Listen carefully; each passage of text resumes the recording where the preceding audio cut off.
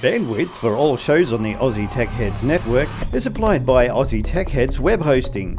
For a fast, affordable and reliable Australian server with fantastic support, contact Aussie Tech Heads Web Hosting at aussietechheads.com.au. Aussie Tech Heads, Australia's best hosting service.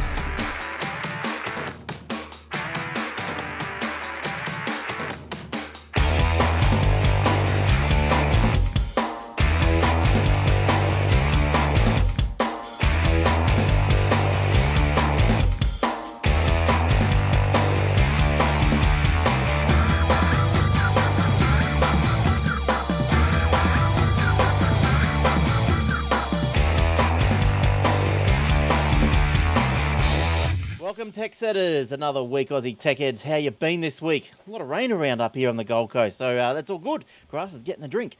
Aussie Tech Heads is brought to you by the Aussie Tech Web Hosting Company. Oh, it's huge. It's massive.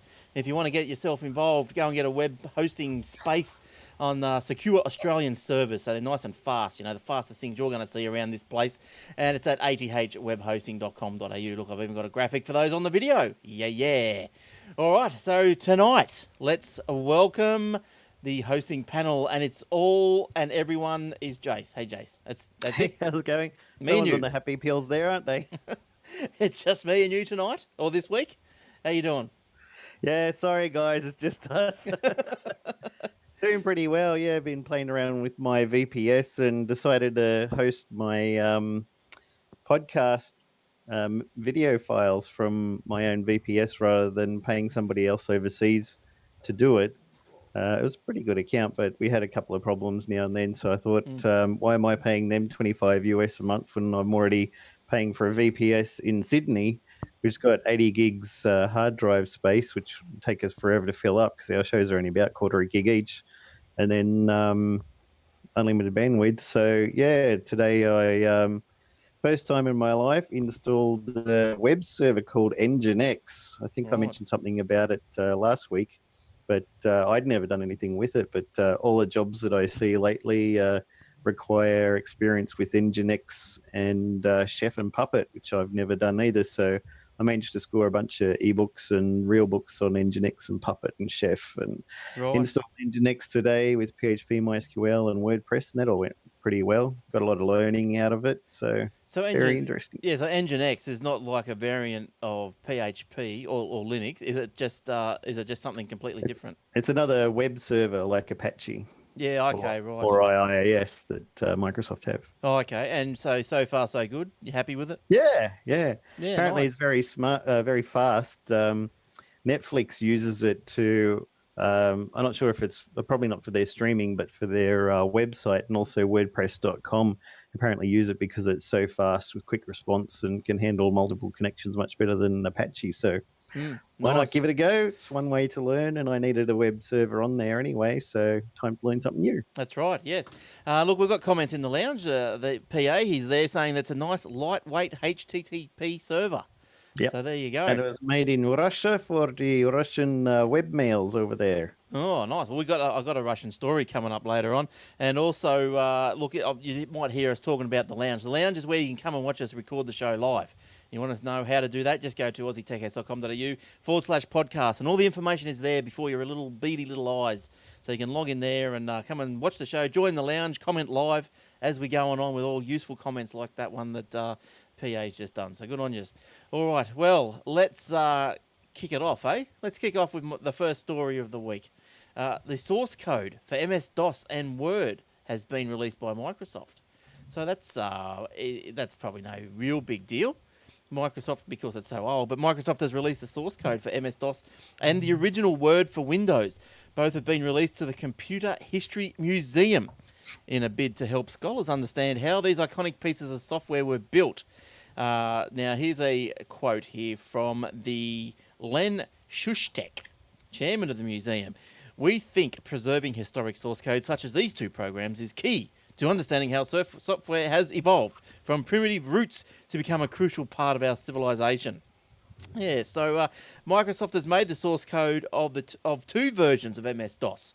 MS-DOS version 1.1 and MS-DOS 2.0. Now, MS-DOS 1.1 has less than 300 kilobits or kilobytes of source code. That'd fit onto one floppy, I would imagine. So not very big at all. Well, you'd be able to do a DIR and maybe a format A, and Yep. you'd be right. You'd be off on Now, away. there's a letter I haven't heard in a long time. Format A. That's right. C, Yes. D, E, F, G, and Z and things these days, but no A's or B's. No A's and B's. I remember the old A and B days. Oh, those are the good old days, weren't Yeah, they? my uncle's first IBM had only 2 floppy disk drives with a 5 1/4 inch, and you put That's in right. the OS in one, and then boot it up, and then you take that disk out and put in the what do we have? WordPerfect 5.1, Oh, the nice blue screen. and you have two disks in there, and it was pretty cool. It's the first time I saw a virus too. He managed to get the stoned virus on his computer, Oh, nice. and I was like, oh, it Yeah. comes up with like something wonderful has happened. You're like, oh, okay, what's that? And then I learned out later it was a virus. It's a virus. Yeah, so look, I don't know. I don't guess that you would know either, Jace, but MS-DOS, source code for MS-DOS, what's that? What would that be written in? That'd be just all zeros and ones, wouldn't it? Would that... Possibly it could have been written in assembler, but maybe even early version of C. It's hard to say. So do you think that'd be... Is that worthwhile? Yeah, I think it's great for historical purposes. A lot of programmers would love to get their hands on any of Microsoft's source code. It's not going to help them hack DOS these days because I don't think anyone's going to be doing it. But it's very interesting, and I'd love to have a look through it myself just for the heck of it. I think Apple released some source code for like Photoshop 1 or something a while ago. Yes, the Computer History Museum has the source code for several other landmark pieces of software, including the first version of Photoshop and Apple II DOS. So Apple II DOS. Yeah, you didn't really get into the Apple II DOS, did you? You got into the Apple Basic. Apple Basic, but not into the actual DOS. Yeah, the source code for Windows, the first release in 1989. Word for Windows, excuse me, for first release in 1989, and the MS-DOS 1.1 2.0, both released under the non-commercial use. I fail to see what you're going to commercialise out of that these days anyway. And there's a link in the show notes if you so wish to be like Jace and go and have a look at the source code that pretty much started it all. Started Bill Gates off and running, didn't it? It even has a license agreement that you have to agree to before you can download it. That's very interesting. Yeah, so version 1.1 has got 7 assembler code files and an explanatory email from Tim Patterson. 27 files, some binary programs, some sample files, and the 2.0 source, 118 text files, mostly assembler. So yeah, it was written in assembler. Yeah. So can you write in assembly? Can you read assembly? Oh, I used to back in the day. Z80 on my VZ200 was the first assembler I did. I bought a book called Programming the Z80 by Rodney Zacks. It was a really big, thick tome, and I used to read it every day on the bus because I was a geek back then and had no life. And I had like an hour trip on the bus every morning from home to school. So I read that, and eventually it got dog-eared and fell to pieces. So I bought it again. And a lot of the stuff in there went straight over the top of my head. But after a while, you started mucking around with actual files and trying out things and got the hang of it. And then when I got a Commodore 64, I switched over to 6502 programming in assembly. Right. And had an action replay cartridge plugged in the back, and you could just press the button on there, and then it had a built-in assembler, and you just started typing away. So I made a few little demos and things like that. It was pretty cool. Yeah, nice. I remember when I was a bit younger, a lot younger, when I had the time, I got a book out of Learn Binary. Can you believe it? I'll tell you, it was hard. It was just like, for the letter A or something, it might have been 00, and letter B was like 01 or something, some crap like that. It was so difficult. I never learnt it. I learnt maybe a bit of hexadecimal, but that was just as hard. You know, and that was just crazy stuff as well. But yeah, so go and have a look at MS-DOS, and 1.1, I think I came into IBM's around MS-DOS 3.1, I think, my first brush with the MS-DOSes. And then, of course, there was, were they rip-offs, the DR-DOS and the PC-DOS? Are they rip-offs, or were they actual rebuilt sort of proprietary DOSes. Rebuilt based on the original one, I'd say. Right. I'm not yeah. currently paging through the source code, and I better close these windows and get back on with the show. Yeah, we could see when you just close the windows, we could see all the source code just reflection just went zapped out of your face. We could see it reflecting on your glasses and your face.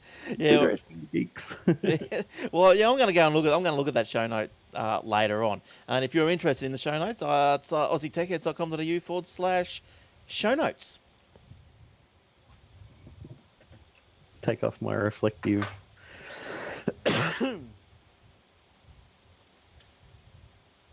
Oh no, that's all right. Don't take them off because of that. That'll confuse them. What glasses? What are you talking about, sir? I have no idea. Now, bloody, jeez, I hate Apple. It is so dumb. I might have scored something if I'm really lucky. Apparently, they're going to start testing out MacBooks at work, and so they want to send a few technicians off to get training for Apple operating system and networking and applications, and also hardware training. So I was like, oh, Mr. Katea, Mr. Katea. Yeah, well, you'll get that, and you go, now I'm moving to Melbourne. Yes, which is why they probably go, we're not going to train this guy because we know he's leaving. All right. Now, I don't know what happened there, but let's hope that that doesn't affect everything. GarageBand just give me an error, but it looks like it's still... I'll just push a little record. We'll testing... oh, yeah, we're back in colour, so it might be all right. Sweet. Okay, that might be right. Okay, well, we'll go again. I've got it on the video anyway, just in case. Fingers crossed. Okay, Jace, what do you got for us this week? What tweaked your interest through the week? Well, my first story is a little bit of a downer. The man behind the famous Windows XP wallpaper wish he negotiated a better licensing deal. Oh. The default Windows XP wallpaper containing the rolling green hills, blue sky, and fluffy white clouds may be more recognizable than the Mona Lisa, but it earned its photographer a pittance. Charles O'Rear, now 73, says he wishes he negotiated a better deal with Microsoft when he licensed it to the company, the launch of the operating system more than 13 years ago. While he won't reveal how much he was paid for the photograph, a stock image library item at the time, he said had been licensed to earn had it been licensed to even earn just a fraction of a cent per copy of Windows XP sold, he would have earned much more than he did under the deal he struck. If I'd known how popular it would become and how many computers it would have been on, I should have negotiated a better deal, he said. Just give me a fraction of a cent for every time it's seen, and that would have been a nice arrangement. It was not a royalty type situation. It was a flat, here's what we're paying you, thank you very much, and let's get on the computer screen and get moving. Technology commentators recently estimated that O'Rear's photograph, which Microsoft chose in 2001 as the default wallpaper for its XP operating system, had been viewed by no less than 1 billion people. If all 1 billion purchased a copy of XP, which of course they didn't because they had other ways of getting it, and Microsoft paid O'Rear only 1 cent per copy sold, he would have made $10 million. Oh, well, I think his name says it all. What an ass. He Yeah. should have... what's he coming out now for? Hindsight's great, isn't it? You want to be same as that guy who sold his Apple stock for $800 when he's like, this company's going nowhere. I'm out of here. But I mean, like, why now? XP closes next week or whatever. So in 2 weeks, like, why come out now and go, oh, you know, I should have got that 13 years ago. Oh, poor Sour me. grapes. Yeah, that's right. When I was 60, you know, so he would have probably rubbed his little hands together when Microsoft come along and give him probably $200 for it. Yeah, reminds me of the guys who were stars of the show Skippy in Australia. Oh, yep. And yep. their contracts were written before syndication existed, so they got paid for doing their acting, and if it was shown on the Australian televisions, but if it was shown anywhere else in the world, which of course it was seen by millions of people for years, they didn't get a cent of that because their contract didn't say anything about syndication. So one of the guys took them to court to sue them, and the judge's like, contract doesn't say anything right. about syndication. I think the It's like, but same. it didn't exist. I didn't know they were going to make millions off me, Well, and I that's get right. nothing. Yeah, I think the same. No, I could be wrong, but didn't the same sort of apply with Get Smart? I think Don Adams took shares in the show rather than he took royalties but a lower pay or something like that. And I'm pretty sure the same happened in another Australian show, Prisoner. I think the character B. Smith, that character, Val Lehman, she decided she'd take a lesser weekly pay, but signed up for more royalties. So apparently that's the whatever. Yeah, that's right. And everyone's all jealous of her because she comes swanning into all the prisoner dues, going, oh, yeah, look at this. And everyone's going, rah, rah, rah. Yeah, well, George Lucas had the right idea. He didn't take much for the actual shooting and stuff, but he said that he'd get all the money for merchandise. And everyone's like, yeah, right, merchandise. Who's going to buy stupid pictures of people holding up a flashy stick and a great big monkey thing and spaceships and stuff? Nobody's going to do that. He's like, oh, well, just give me a big percentage of it. They're like, sure, mate, good on you. Ching. Now, getting back to XP and Mr. O'Rear, go home, is XP hackers. Now, this is what intrigues me, this story as well. XP hackers ready to pull trigger on 8th of April. We all know is when XP is, getting, well, not put down, but it'll still work. But Microsoft will cease to Should be put down. cease to build, make patches and all that sort of stuff. So, Australian technology security firm Pure Hacking has warned that hackers have malicious XP attacks ready to deploy and are merely waiting for the 8th of April to target the vulnerable computers. Now, surely there must be some law around that if you know of a crime that's going to be committed, don't you have to go and say something? Like, how can these people know and just sit on it? And then what? They're just sitting on it, sit on it, come April 9, we told you so. Boom. Yep. Hack. Yeah, so make sure you got a firewall and antivirus and anti-malware and don't worry about it. Yeah, any computer on XP is a sitting duck, says Chief Technology Officer at Pure Hacking, Gordon Madam. It just takes one compromised machine sitting in the Windows domain to bring down the whole system. Madden also said that the vulnerability of point-of-sale devices and ATMs is a serious concern. He says most ATMs are running XP and they clearly haven't upgraded yet, he said. Australia has abandoned Windows XP faster than the rest of the world, according to some reports. But according to Symantec, the support period has been extended to 12th of January 2016 for devices running Windows XP embedded. Now, aside from ATMs. Yes. Now, Australian ATMs don't run on this, do they?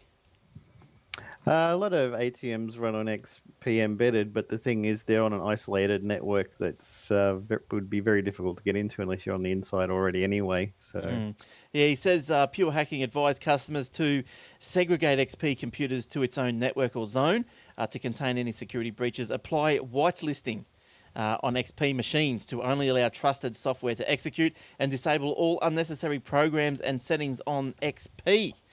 Now, while we are still on XP, here's something quite amusing. Criminals rob Windows XP ATMs via SMS. That's nasty.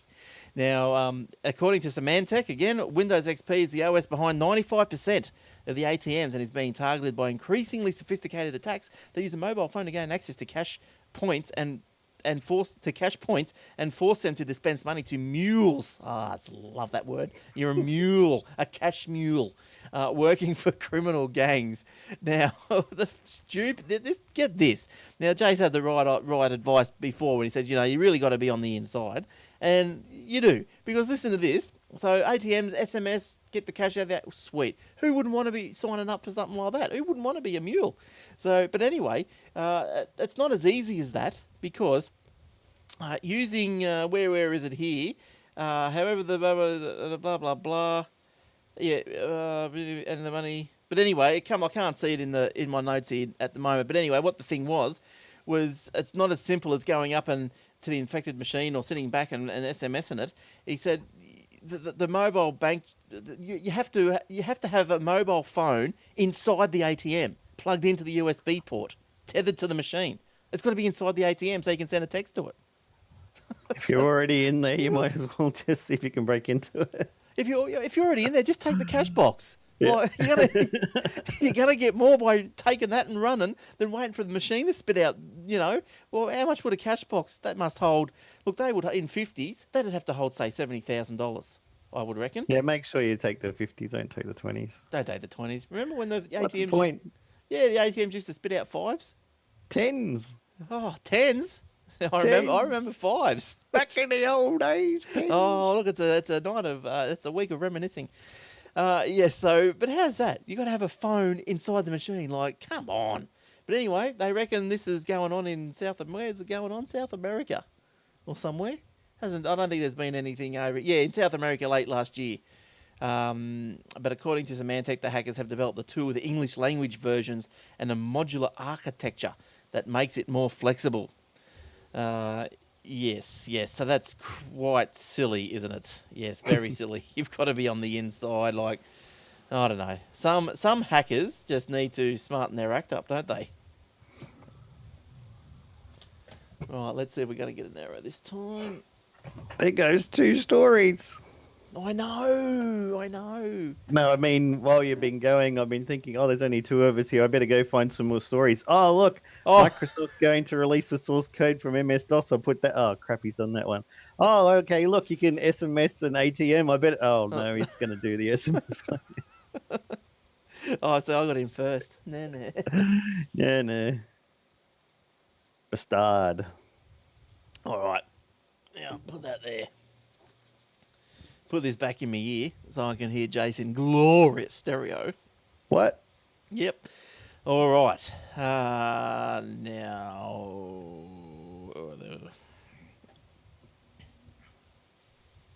Don't forget the Aussie Tech Radio, AussieTechRadio.com, wall-to-wall, 24/7 tech shows. This show, Aussie Mac Zone, techwebcast.info, Two Boys Talking Tech. You got the idea. It's all at Aussie Tech Radio, AUSSIE, techradio.com, or just link off it from the Aussie Tech Ed website. You'll be right. You'll find your way, I'm sure. You just open it up in your little iTunes app on your phone or Shoutcast app, tune in, and you'll just join the stream. Just join the stream wherever it's up to. You jump in anywhere you like. Okay, Jace, what else you got, please? Well, I got a little trick. Have you got Google Search installed on your mobile? Oh, there's a little Easter egg that I found out about this week. I'll see if I can get it loud enough on my microphone for you to be able to hear. But it's to do with the Konami code. Right. Up, up, down, down, left, right, left, right. Cheat mode unlocked. Unlimited free Google searches. Right. Did that come through all right? It did, but Google searches, isn't Google searches free anyway? Yeah, that's the joke. But you get unlimited free Google searches if you unlock your Google search with up, down, down, left, right, left, right. Happy days. Happy days. Yeah, all right. Well, I don't know. Can you probably Google search? I don't know. Do you get that on the iPhone? Yeah, it'll be a separate app, not built into the OS like ours is with a widget or something, but you should be able to do searches with it like that. It's pretty cool. Yeah, right. Okay. All right, back into the stories. The communications watchdog has formally warned Optus, don't do it, over its poor handling of an IT error that caused more than 237,000 customers to be billed for a voicemail transcription service that they didn't even request. Oh, the error, which dated back to April 2009. Oh, we only just found out about it 5 years later. Sorry about that. Oh, yeah, right. It was discovered in July 2012 and not resolved until September, even though Optus began receiving complaints from at least October 2011, and most likely even earlier in Australian ACMA report said. ACMA said Optus's sluggishness in identifying and resolving issue contravened the telco industry's consumer protection code. The error caused the telco to accidentally charge postpaid mobile and small business customers for a service called SurePage, a voicemail alternative that diverts unanswered calls to an operator who relays a message via SMS. According to Optus's website, users are charged $1.20 each time the operator takes a call. Telco went public with the error in October, issuing a public apology and pledging to refund the $8.8 million it accrued as a result, but not the interest made in their bank account where that money was. Yeah. So, sorry, what did they do with the money? What did happen with it? when issuing a public apology and pledging a refund the AT accrued as a result. That's BS. That will never happen. About 30,000 customers will receive refunds of more than $100, and further 30,000 will be refunded between $50 and $100. The remaining 175,000 will receive refunds of less than $50. Well, what about if I left Optus like a year ago? Then, yeah, I've been Right, mate. overcharged. You'll come back here, we'll give you money, okay?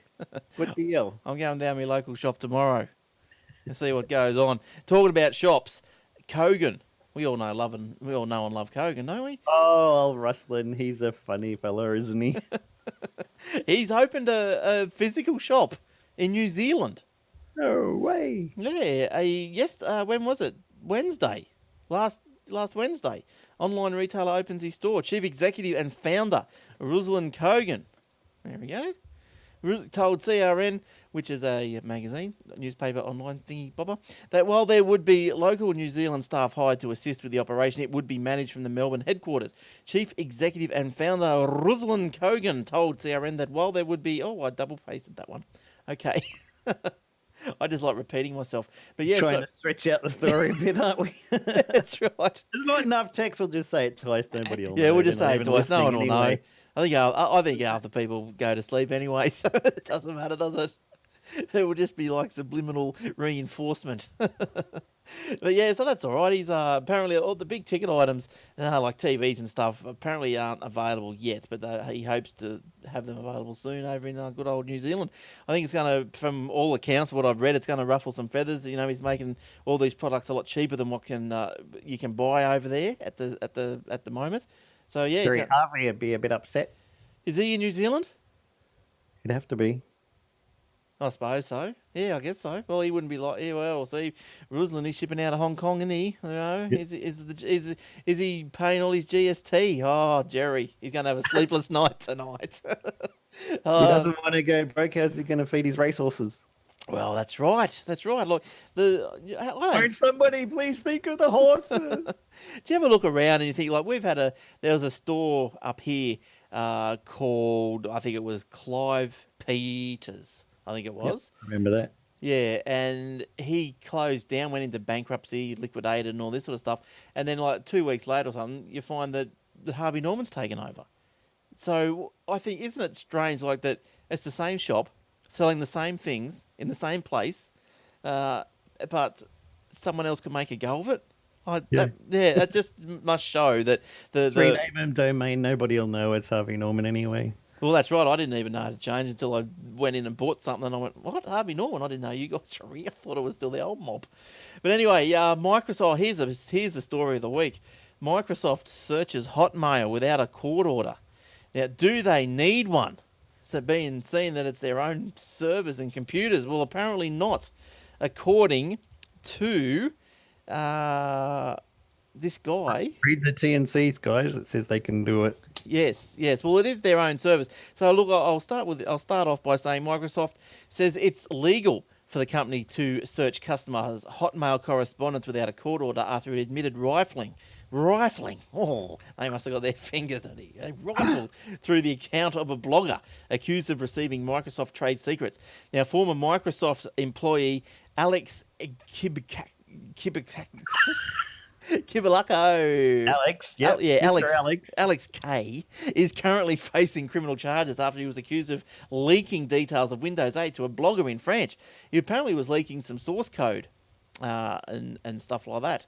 So that's yes, and he had it on SkyDrive, didn't he, the stupid idiot? If you're going to do illegal things, don't do it on the servers of the company that you're stealing from. No, exactly. Now he's uploaded it to SkyDrive. He's talking to them on MS and Messenger, and he's discussing stuff through Hotmail. These are all Microsoft products and Microsoft sites. Oh, he loves it. That's he wanted to get caught. He was depressed. He needed he needed some notoriety in his life.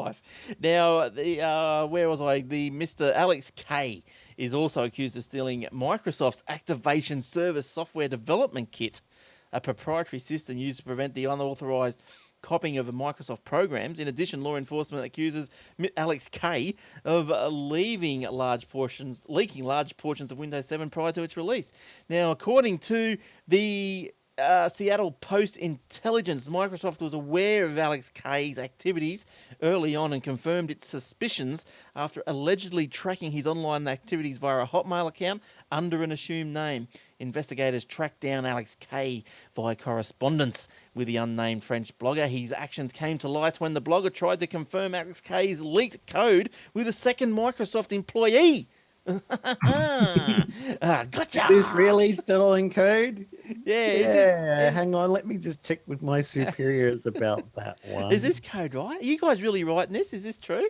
Instead of confirming the legitimacy of the code, the second Microsoft employee, according to this Seattle Post intelligence, notified investigators within Microsoft. Corporate investigators tracked down Mr. Alex K's Hotmail account, which was under a false name, cross-referenced it with a public forum post regarding Windows 8 hot fixes. So Microsoft Vice President and General Counsel Frank Shaw defended the search, claiming it was perfectly legal for the company to search its own servers.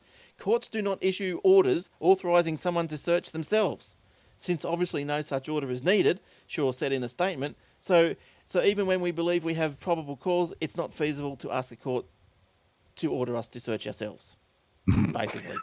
Well, you could. Yeah, look, I can see the argument there. Makes a good argument. But then again, you know, your emails, are they private? Should they be private? That's the question. Now, I suppose... if you're being naughty. Well, yes. But then you look at, on the other hand, there's Microsoft's responsible for a page called Scroogled. I don't know if you've heard of that.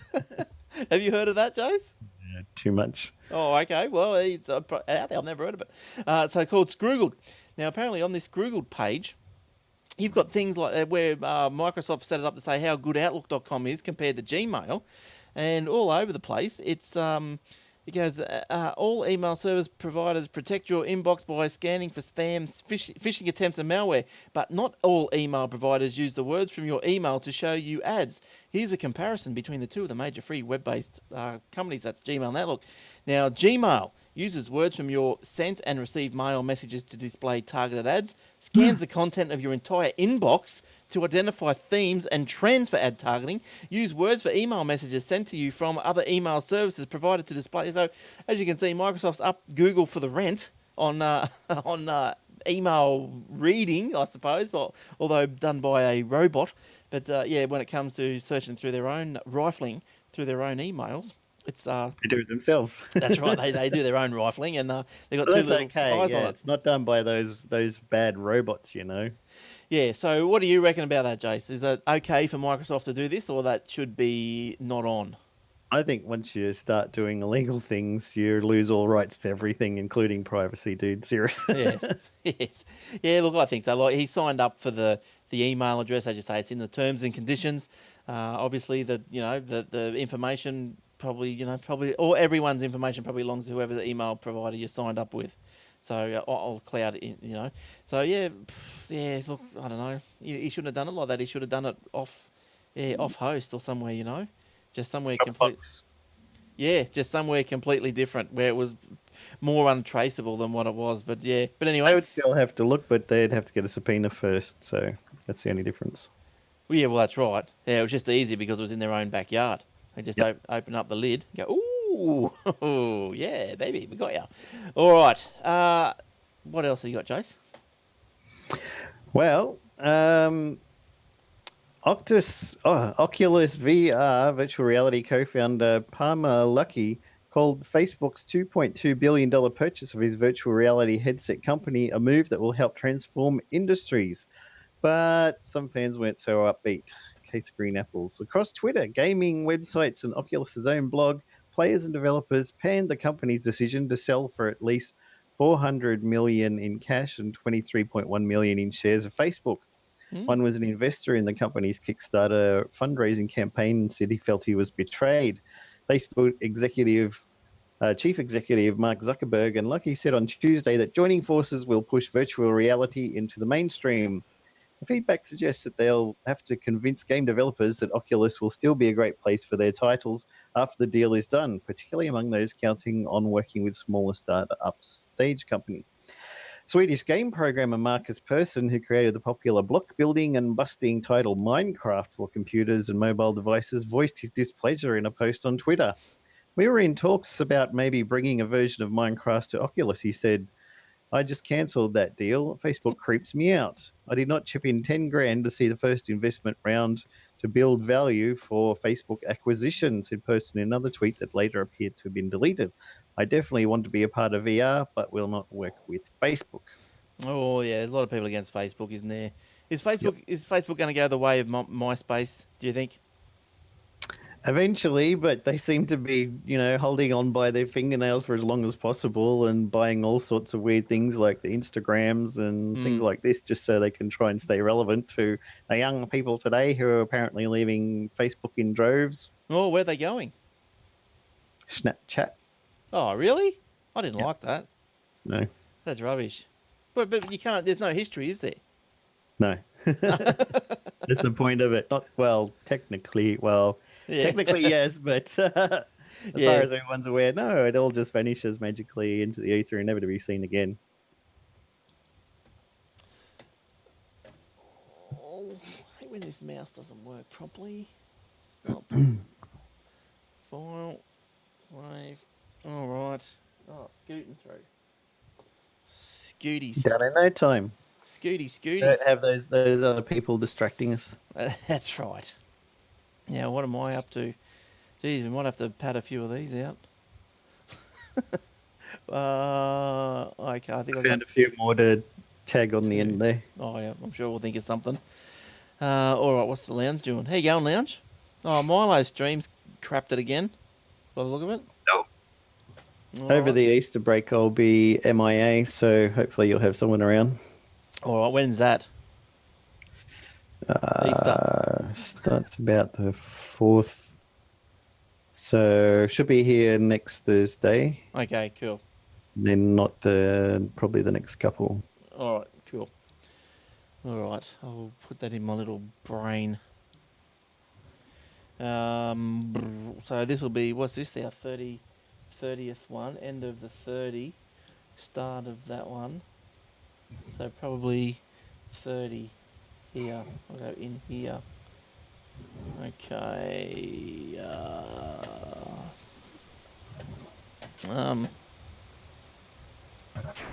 We'd invite you to like us on our Facebook page at facebook.com/Aussie Tech Heads, where you'll find wondrous amounts of things. For example, free iOS apps of the day. Normally you would pay for, but for that day they're free. So you can go onto the Facebook page. It'll pop up on your phone if you like us the right way, and you'll go straight to the App Store and get that game for free. So why don't you do that? So iOS apps and Android apps and all this sort of stuff. If there's anything particular important of that day, yeah, I'll put the iOS. Jace puts the Android ones up, and yeah, good stuff. Yeah, good stuff. So they've been going all right, Jace? You've been banging away there doing the free ones? Yeah, there was a clone today of the 4 picks 1 word type game. So if people like that kind of thing, get it free. Why not? That's right. Yeah, there's also other things like, there's a couple of games or something, and for that day they might give you a free $20 worth of, I don't know, shields or something. Yeah, I don't know, something like that. Whatever. You might get a security app or something that tells you statistics about your phone or cleans up temporary files, that sort of thing. Yeah, that's right. So have a look out for that. Now, here's something that is, I don't know, maybe, I don't know, crazy. Now, in Ireland, there's a guy who owns a funeral company, and he's going to stream his funerals live on the internet. So there you go. Bit of a play on words, isn't it? Funerals and go live. They are offering to film memorial church services and burials for the benefit of mourners who are unable to attend the ceremony in person. Well, I suppose it's fair enough. I suppose it's probably a good idea, Like, there would be a lot of people that can't attend funerals, especially if they're overseas, and this is exactly why this guy's doing it. That guy. Their target clients are Irish immigrants who are unable to travel home. As we said, the client will be charged a fee to view the funeral proceedings online. Now, he says it's going to create up to 10 new jobs over the next 18 months, so that's all good. That's got to be good. The businessman came up with the idea when he was asked to make a DVD of a memorial services for mourners who could not attend their loved one's funeral. He now provides live footage and audio feeds of funeral and graveyard services. after securing permission from the family of the deceased and the parish priest. Now, Mr. Fowdy, Mr. Fowdy said that the live stream service was password protected, so as to ensure only people who want to see it will see it. I don't know if you have too much concerns there. I don't know. I suppose you'd... Well, I don't know. Why would you want to tune in and watch a funeral? I think if you're overseas, yeah, maybe you would. I don't know. I really don't know. You'd have to wait till that situation was upon you, I guess. But yeah, all right. Jace, what else have you been up to? Just for you, I had to put in a story that mentions your favorite game. The Flappy Bird is no longer the word. The latest craze is a puzzle game called 2048. The game requires players to pair tiles containing similar numbers together to create tiles with larger figures. The ultimate goal is to add up enough tiles to get one worth the total of 2048. But the user must do so without filling up the playing field and preventing him or herself from making any more moves. The game was created by Italian developer Gabriele Cirelli, and it's playable on the web via computers, smartphones, and tablets. There's no dedicated app, and it was inspired by two other games released earlier this year, 1024 and Threes. 2048 has Twitter users buzzing about the puzzle game, while Google Play and the Apple App Store both have been inundated with clone versions of the game, of course. Currently, the top free game in the Apple App Store is one called 2048 that was not created by Cirelli. 2048 seems to have filled the void left by Flappy Bird, a game that had risen to the top of the charts before its developer suddenly yanked it from the digital stores last month. Since Flappy Bird was removed, numerous clones of that game have been released, but their popularity seems to have begun to finally die down and be replaced by clones of 2048. That's the new rage, eh? 2048. Yes. Oh, I'll have to have a look at that. Is it like Sudoku or something? Well, from what I gather, you get a couple of numbers on the screen, like a 2 and a 2. You put them together, it turns into a 4. So if there's another 4 there, you put the 2 4s together, and that becomes an 8. And then eventually it just keeps doubling until you end up with 2048 as the last one. Oh, I see. Right. Oh, that's interesting. If you're into binary, it's, right up your alley because everything is 2, 1, 2, 4, 8, 16, 32, 64, etc. Yeah, well, there you go. All right. Well, I don't know. That's a bit too much for me, I think, at this stage in life. You have to actually think and not just press on the screen, go flap, flap, flap, flap. Yeah. Have you seen that? What's that game? I don't know. It's on the iOS. Is it called Splat or something? It's Smack. Is it Smack? SMACK. You got to smack these gugs. I don't know if you've seen it. It's just great. Oh, look, it's loading. How much have you been smoking before you came on this show? How much have I been? Smack that gug. Play. There, look. It's these little, those things in the arcade games where they pop up from the panel. Whack-a-mole. Yeah, and you got that mallet, and you got to smash them back down. I think it's pretty much like that. And so, look, if I can just it's got a nice little thing on it, music. Bouncy, bouncy. You gotta smash them. And when you smash them, they go.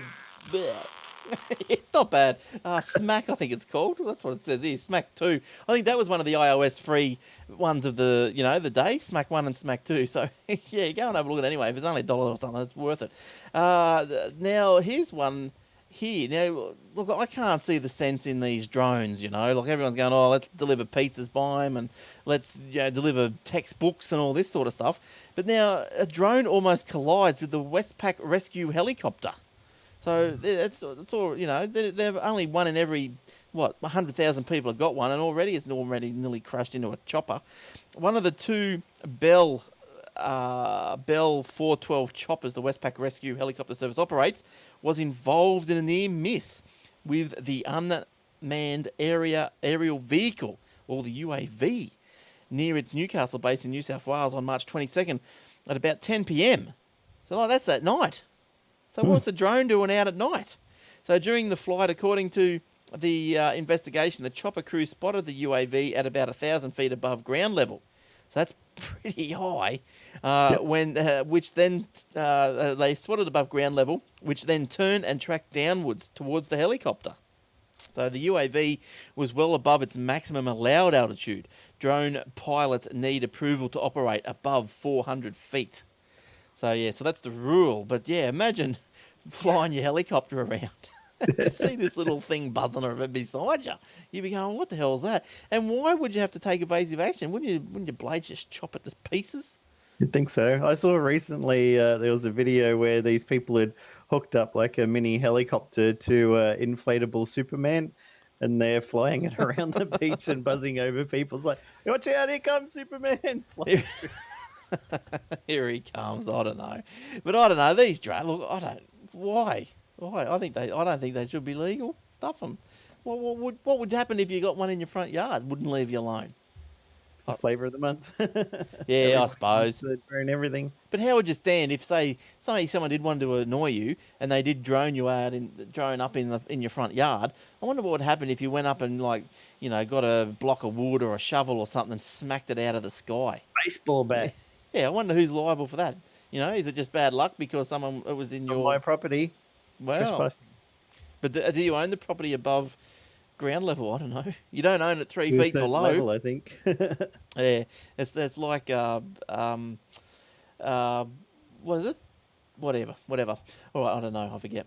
Speaking of the drones, I just noticed at its March 14th to 18th meeting in Anchorage, a 7-member Alaskan Board of Game approved a measure to prohibit hunters from spotting game with drones. While the practice does not appear to be widespread in Alaska, wildlife troopers said the technology is becoming cheaper and easier to use. So they're sending up a drone to go and look for things that they could shoot. Oh dear, oh dear. Next thing you know, they'll be putting guns on the bottom of the drone. Yeah, well, you can. It's all right. Then you can go hunting when it's raining or something, right?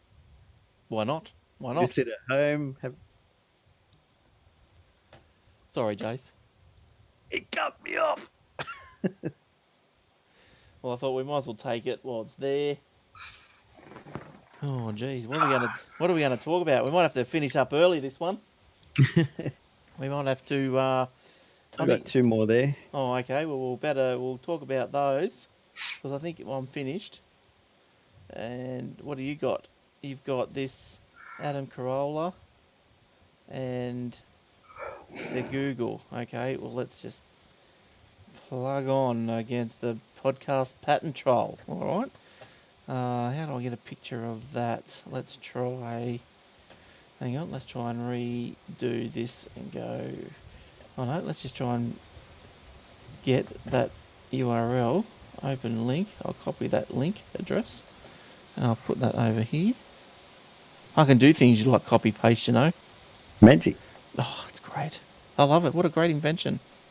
Yeah, it never was on the iPhone when it first came out. No, true. True that. Or on the Microsoft ones. All right. Yeah, Jace, you're going to talk to us about trolls or something. Yeah, it's another kind that hide under your bridge and watch you trip tramping across them, but this one might even affect us. Ooh. Adam Carolla is joining the fight against podcast patent troll. Patent troll Personal Audio has sued top podcasters, including Adam Carolla and How Stuff Works, claiming they own the patent for delivery of episodic content over the internet. Oh, that's old thing. Carolla is fighting back and has started a Fund Anything campaign to cover legal fees. From the Fund Anything campaign page, if Adam Carolla loses this battle, then every other podcast will be quickly shut down. Why? Because patent trolls like Personal Audio would use a victory over Carolla as leverage to extort money from every other podcast. As you probably know, podcasts are inherently small, owner-operated businesses that do not have the financial resources to fight off this type of assault. Therefore, podcasts as we know them today would cease to exist. I don't know. It won't get to that stage, I don't think. But it seems pretty serious. This story's been around for a little while. I can't see... How can they patent it? You'd have to read what the patent is. I think they might have bought an old patent that says something to do with delivery of episodic content on the internet and something with, vague terms so that they can say, we'll apply this to podcasts. That's a good idea. Everyone's doing that. Instead, the whole podcast industry would just shut down and maybe somebody would launch a new technology that isn't covered by that patent so that everyone would just resume in a new way with new apps. Isn't there surely there's something called like a public interest test or something, like is it in the public interest? Well, yes. Prior art usually trumps everything, but you have to prove that there were podcasts being published before the patent was granted, and then get somebody to rule that the patent isn't valid, which is what this campaign, I guess, would hope to do. But episodic content, I mean, like, is it? I don't know if you know much about the actual thing, but is it just audio, or like episodic content could mean a cartoon, a comic strip? Anything, yep. So as long as it's delivered in a certain format, yep. Yeah, right. Because I would have thought, okay, you might have had a bit of a go if it was maybe delivered over an RSS feed or something. But the pattern that they're sort of hinging their bets on here, it seems to be very extremely broad, doesn't it? Like with the terminologies and so forth that that's dealing with. That's usually the way they try and get away with it, by making terms so broad that the patent office isn't exactly sure what it is, because there's a lot of complex terminology that's technical and stuff. And they, that sounds original, we'll grant that. And then... Well, do you think that they're actually trying to get in the back door of Apple, get in the back way there? Because Apple obviously created the iPod podcast. And so if they can, they can say, okay, well, we've got a claim... Oh, excuse me, I've got to have a little drink here. Little on-show drink of water, that is. Oh, yummy. Now, I forget where I was going. Yeah, going in the back door of Apple, because they might say, well, look, this is what you guys have done. You've taken our patent away. You've infringed our patent. We own podcasts, which they weren't called podcasts. There's but we own it. Patent issued on February 7, 2012 is quite broad and describes a system for disseminating media content representing episodes in a serialized sequence. Well, that could be a blog. That could be... It's the internet. It's the internet, an episodic sequence. As long as there's media content in episodes in sequence, that's it. So from now on, we're going to record all of our shows out of sequence. Next week is episode 4,000. Yes. The week after that is 269,421. Stay tuned. Yeah. That's right. So we'll get there. We'll get to episode 500 one day.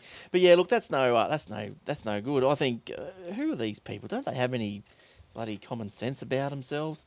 They see dollars. That's all they care about. Yeah, I know. I suppose. Yeah. So who is Adam Carolla? Adam Carolla? Yeah. He's a very famous actor and comedian over in the US. He used to be on The Man Show. Right. And he has his own podcast, The Adam Carolla Show, and a couple others, actually. All right. So he is a podcaster himself, and that's why. So why pick on him? Because he's famous. He's got megabucks. Yeah, that'd be right. That would be right. Unfortunately, it turns out he's going to use his megabucks to fight the patent instead of giving it to them. So they sort of missed out there. So, yeah, right. So, but I suppose the worrying thing is, so say he spends his megabucks fighting it, but at the end of the day he wins.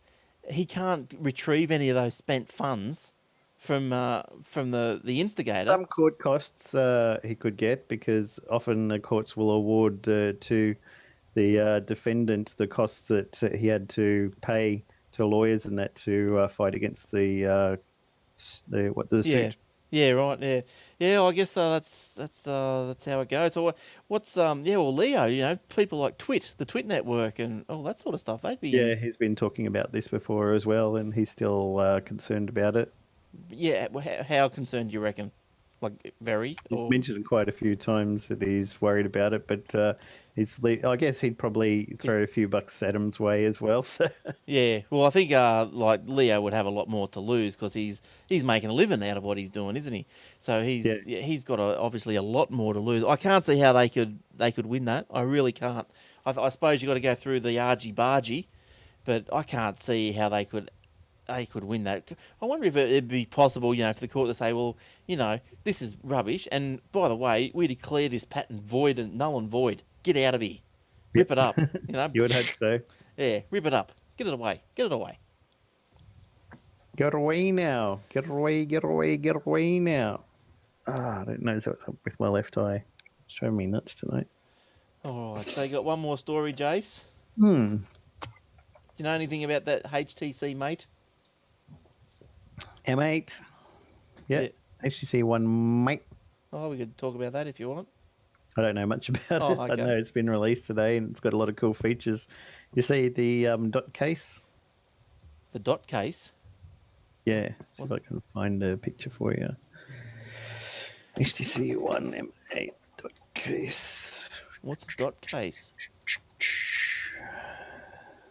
I don't know what a dot case is.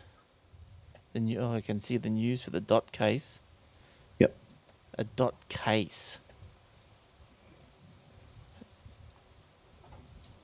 HTC designed. Oh, I've got a picture. Yep. Do you know about it? Only that's got this dot case, but it's supposed to be a really, really good phone.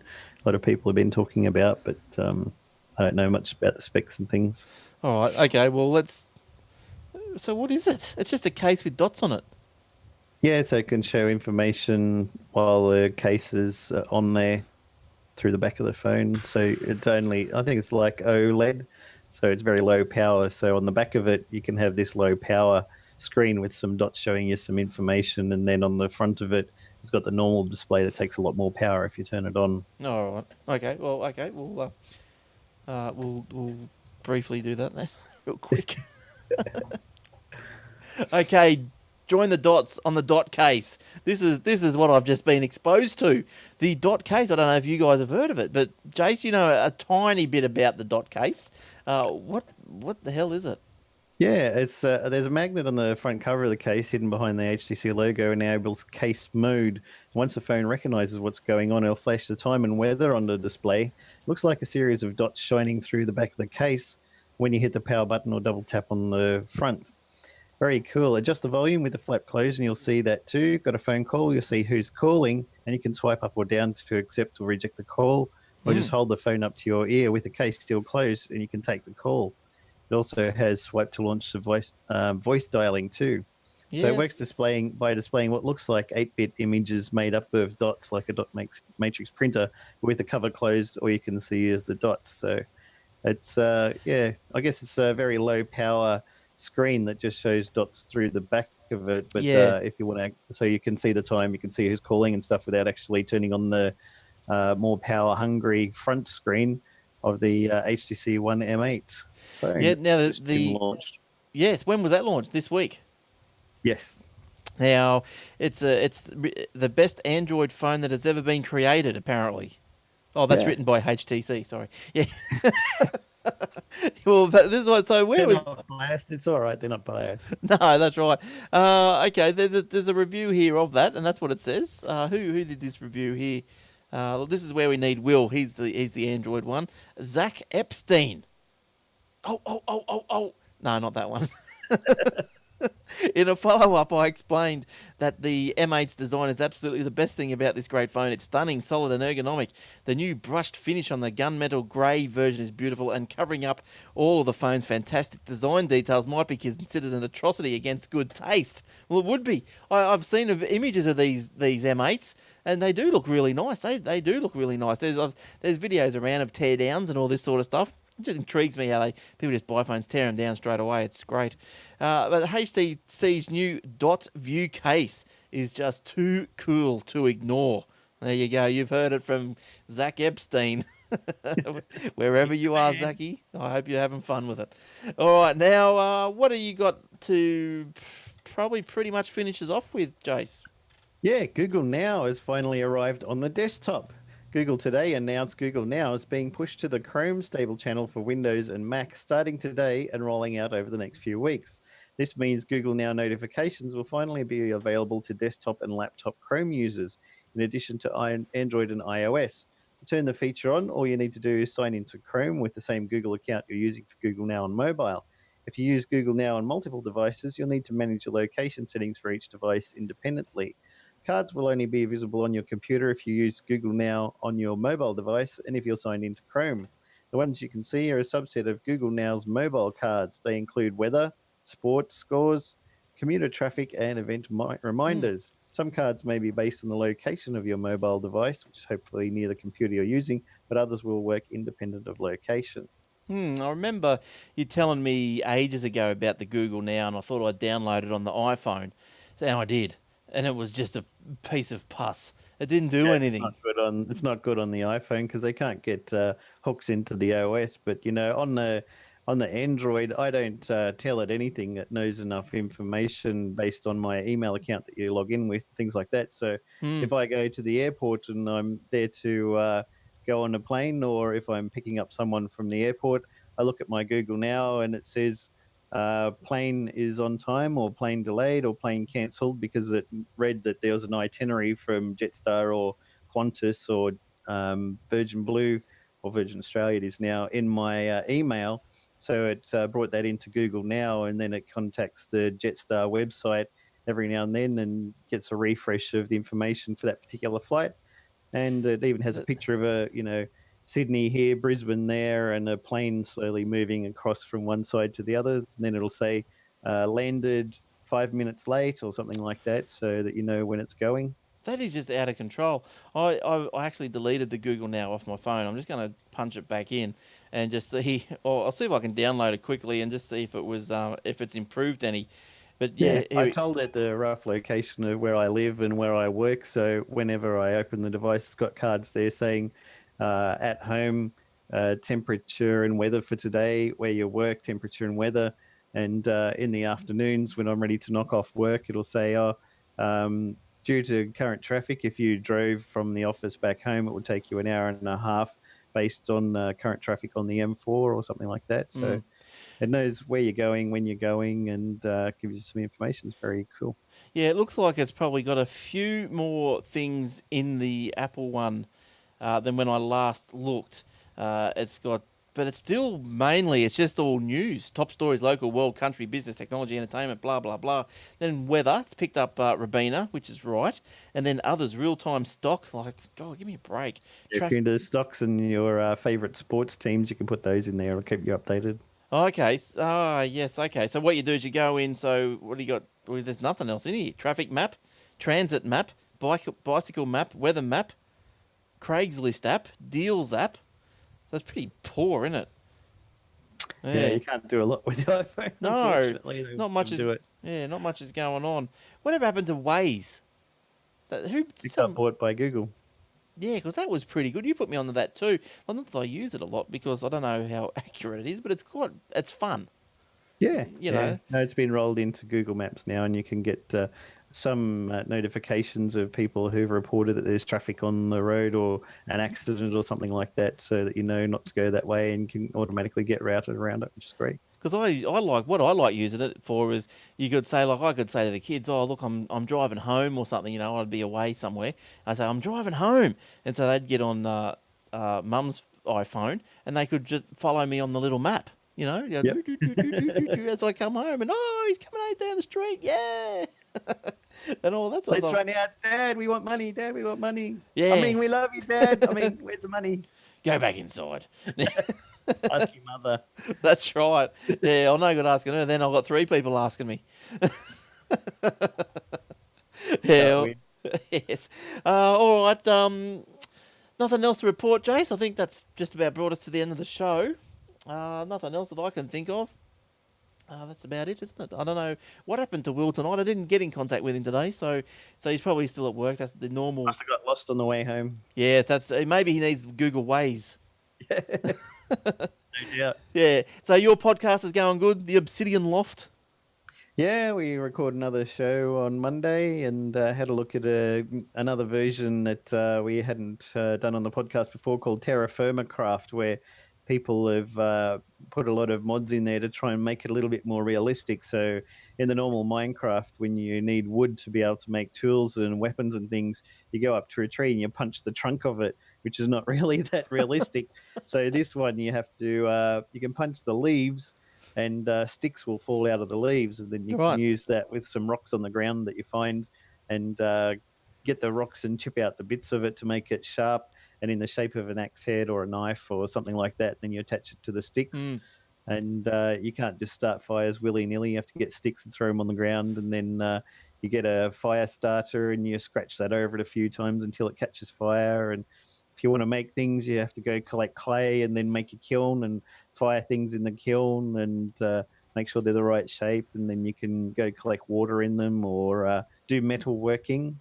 In the normal one, you just go and get some iron, and then you put it in a furnace and it turns into iron bars, which you can then just make into a shape of something and it makes you a pick. But in this one, you have to actually get the rocks that's got the iron in it and then melt it in the pot, and then you get the clay and you create a axe head shape in there. Then you have to pour it in there, and then it hardens after a Wow. while, and then you can make it. Gets really, really involved. But if you're into that kind of thing, it can be a lot of fun as well. Yeah, right. Wow. So when do you get the time, Jace, to play and do and learn assembly and and work and learn I have no VPSs? life. Haven't got anything else to do, so why not? Oh, look, I haven't got much. I haven't got anything like. Oh, I don't know. I just don't have time for No anything. kids, maybe that's it. Yeah, possibly. Now, I think what did you post to me this week on Facebook? Did we mention that story tonight? You did. You tagged me into something through the week. Here we go. Here it is. I think it is. It's. I think we did that. Yeah. Oh no. Microsoft offers a $100 discount to XP users upgrading to Windows 8. Well, there you go. But you got Hurry up and buy it already. you got to spend Waiting over. for- I think you got to spend over $600 on a PC to get the $100 off, cashback or so. You're getting a new one anyway. You might as well save yourself a bit of money. Yeah, did you see the laptops come tablets at Audi this week? No, I didn't see that one. I didn't actually read this week's Aldi.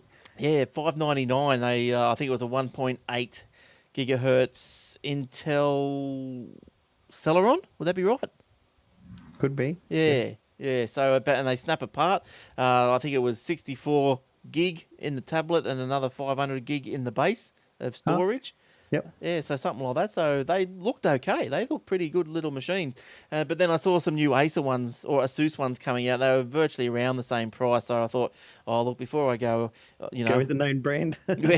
before I go off half-cocked, I might just go and do some due diligence, as Mark says, and just make sure that, the Audi one's all right. But look, hadn't really had any dramas with the Audi stuff. Their TVs, they're, $250 TVs are a bit dodgy, but hey, they're good for just to chuck up on a wall outside. They might get a bit pixelated with the footy, but who cares? Yeah, if you just want something for the kids' room or the entertainment room to make the kids shut up. Well, that's get a right. cheap one. You have a good six-pack and that pixelation turns to perfection. Nobody cares. That's right. No one cares. Exactly right. All right. Well, that's about all we got for tonight, Jace, and listeners. So thanks for joining us. Thanks for coming in, Jace. Thanks for listening, everyone. Yeah, good stuff. So we hope to see you next week, and you're going to have a couple of weeks off, but you will be here next week, which is great, and hope to see you then. And hope that everyone, for you to hear us as well, if you're listening on the Phase FM network around regional Australia 104.5 or on the player.phasefm.com.au, or just go to their website, phasefm.com.au, and I don't know, do your thing, sort it out, search, see what else is on there and all that sort of stuff. Alrighty, so until next week, thanks for listening. Have a great week, and we'll see you soon. Bye-bye. See you in a week, guys.